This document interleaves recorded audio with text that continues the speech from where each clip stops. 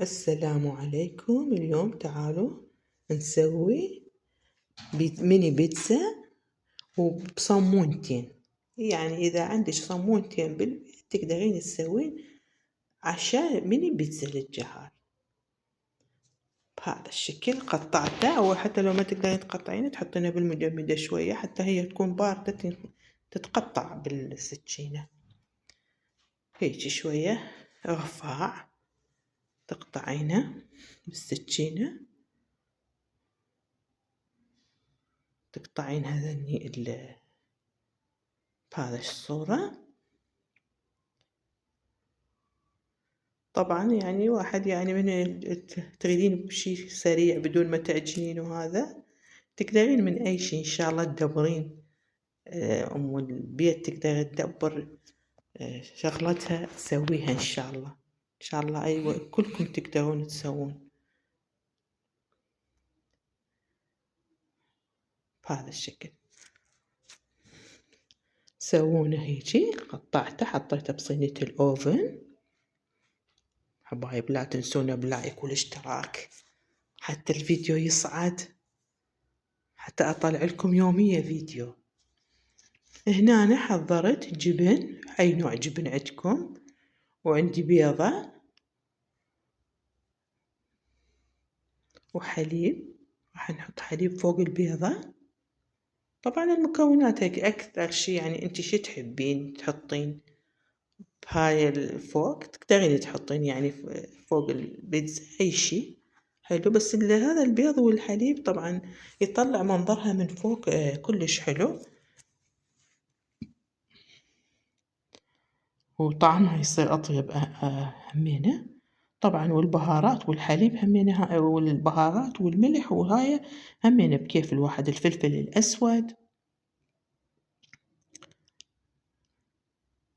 هنا أنا دهنت الوجه، هذا وجهن بالحليب والبيض اللي خبطتها بالفرشة.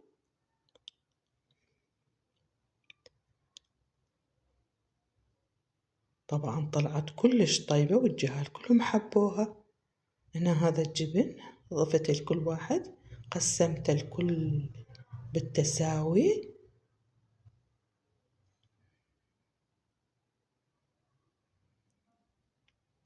يمكن يعني ما حاطة يعني شوية يعني ما ظاهر بالفيديو زين يعني الكاميرا، يعني أنا وحدي قاعدة أصور فاعذروني شوية، أنا مستجدة طبعا.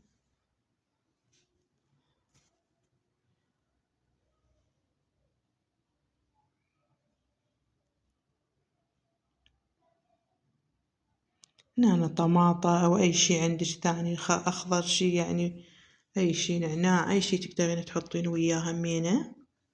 طبعا هذا أنا سويته ببيتزا ميني بيتزا بالزعتر، هذا أكثر شي حبيته بالزعتر. راح آخر شي راح أطش عليه فوقه الزعتر ويصير بشكل طيب. طبعا يعني راح يعجبكم جدا جدا، الصغير والكبير راح يحبه إن شاء الله يحبه.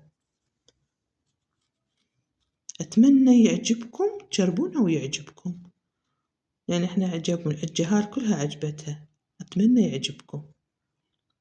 هنا نهاية عندي الزعتر، تطشين الزعتر فوق البيتزا.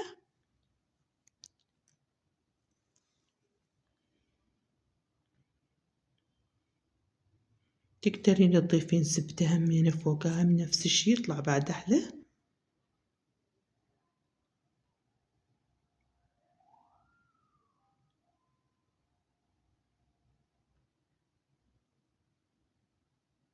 بهذا الشكل.